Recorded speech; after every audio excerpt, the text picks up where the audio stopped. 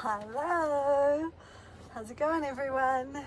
I am in Wanaka actually at the moment, and I can hear the water lapping outside, and I have just finished reading this book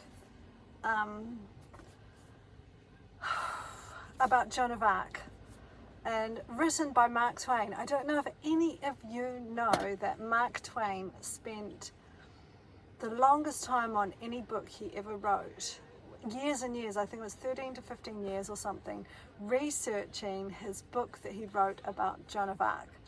And he used the actual court records that were recorded at the time of her trial that took note of her whole life, and he used that as the basis of his story. So it's like a documentary in a way, that her real life that he's brought to life by a book, and is one of the most incredible books to read.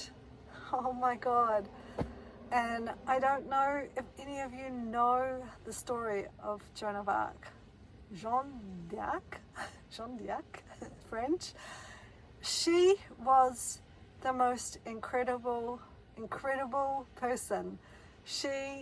If you need courage for anything, read this book, and you cannot help but have courage to live the life that you're called to live.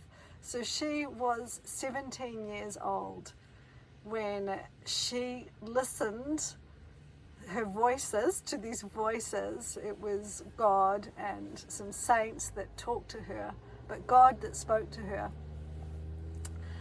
and told her, this little peasant girl who couldn't read or write, all she could do was sew, and she loved animals and looked after any animals that came her way, and she was just this innocent little girl that God told her to go and defeat the English army that had been in France they called it the 100-Year War.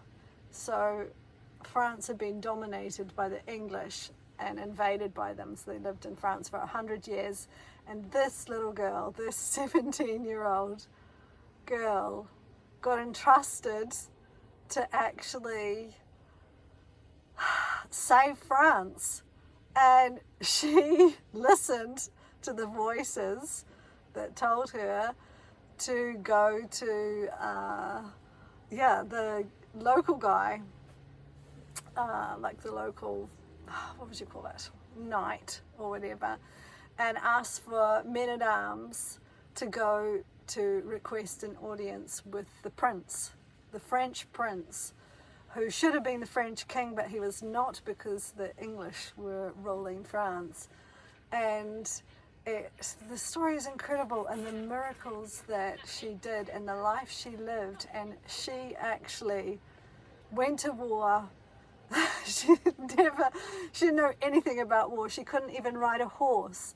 And all these miraculous things happened where she had the ability to ride and to fight and to lead armies and to go to war, have strategies and stuff. It's just incredible story. And she did it in a year. No one else could do it. None of the soldiers, none of the knights, none of the lords, just this young girl.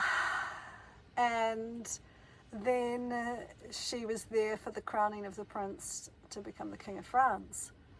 And through her, it only ever happened through her.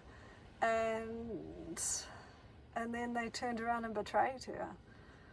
It's just like incredible. And she ended up being put in a dungeon for a year and put in a cage, and with locks around her neck, her hands and her feet. This beautiful young woman who had listened to the voice of God and saved this country, and it's just crazy.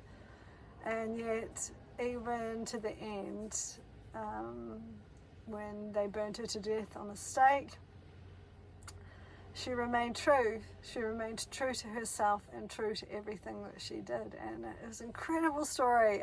I'm feeling all the feels of it. But it makes me realize the power of a life lived in faith. A life lived doing the very things you know you should be doing. And all of us deep down have this knowing within us and this dream of greatness. And it can look different. It looks different for every person because it's our own unique greatness. It's our own unique call.